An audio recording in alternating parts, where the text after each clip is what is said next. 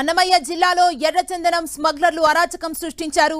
Combing నిర్వహిస్తున్న task force సిబ్బందిని ఎర్రచందనం స్మగ్లర్లు కారుతో ఢీకొట్టారు. కేవీపల్లి మండలం గుండ్రేవారిపల్లి క్రాస్ రోడ్డు వద్ద తెల్లవారుజామున ఈ ఘటన జరిగింది. ఈ ఘటనలో తిరుపతి టాస్క్ ఫోర్స్ లో పనిచేస్తున్న కానిస్టేబుల్ గణేష్ అక్కడికక్కడే మృతి చెందాడు. వెంటనే అప్రమత్తమైన పోలీసులు స్మగ్లర్ల కారును వెంబడించి పట్టుకున్నారు. కారులో 7 ఎర్రచందనం దుండగులు. అయితే దీనికి సంబంధించి కొంతమందిని కూడా అదుపులోకి తీసుకున్నట్టుగా తెలుస్తుంది. కొంతమంది స్మగ్లర్లు పరారయ్యారు. దొంగలనైతే స్వాధీనం చేసుకున్నారు. మిగిలిన 2 అధికారులు అదుపులోకి తీసుకున్నారు.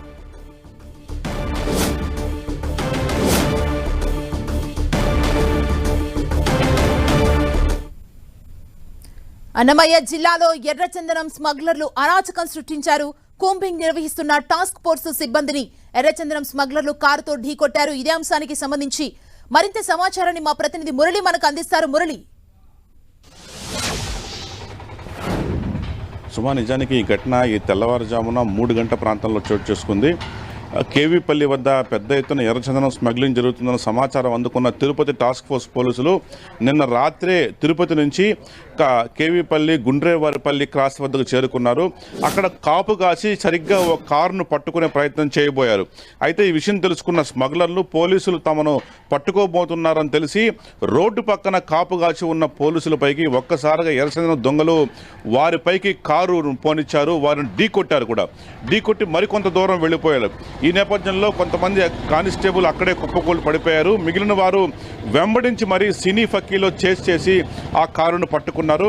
అయితే దురదృష్టవశాత్తు స్మగ్లర్ల కారు ఢీకొన్న ఘటనలో ఒక కానిస్టేబుల్ గణేష్ ఘటనా స్థలంలోనే మరణించారు. కానిస్టేబుల్ గణేష్ తిరుపతి టాస్క్ ఫోర్స్లో పనిచేస్తూ ఉంటారు. ఆయన సత్యసాయి జిల్లా వాసిగా తెలుస్తుంది. డిప్యుటేషన్ పైన ఇక్కడికి రావడం జరిగింది.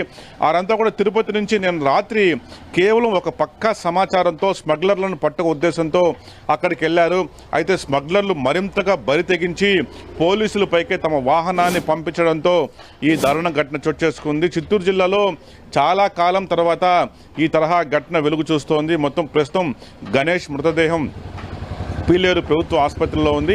అయితే ఈ పోలీస్ శాఖ ఈ ఘటన పట్ల చాలా సీరియస్ గా రియాక్ట్ అయ్యే పరిస్థితి కనిపిస్తోంది. ఎంతమంది స్మగ్లర్లను అదుపులోకి తీసుకున్నారు పోలీసులు? నిజానికి ఘటన జరిగినప్పుడు ఆ కారులో 5 స్మగ్లర్లు ఉన్నారు. 7 ఎర్రచందనం దొంగలు ఉన్నాయి. ఆ దొంగలను కారు వెనకాల నింపుకొని 5 మంది కూడా కారు నడుపుకుంటూ ముందుకు రావడం జరిగింది. ఎప్పుడైతే పోలీసులపైకి వాహనాన్ని పోలించి కొంత దూరం వెళ్ళిన తర్వాత వాహనాన్ని అక్కడే వదిలేశారు.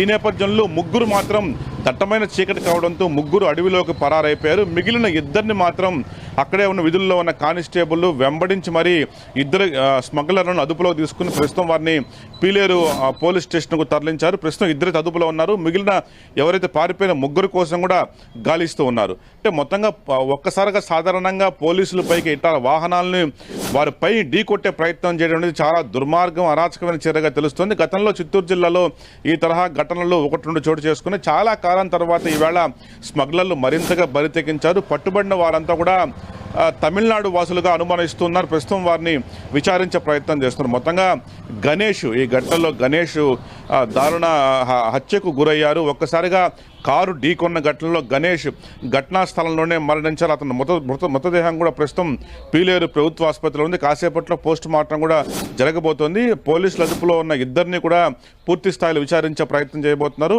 అక్కడే చిమ్మ చీకట్లో అడవిలోకి పారిపోయిన మిగిలిన 3 కోసం కూడా ప్రస్తుతం గాలింపు కొనసాగుతోంది. సుమా, థ్యాంక్ యూ మురళి.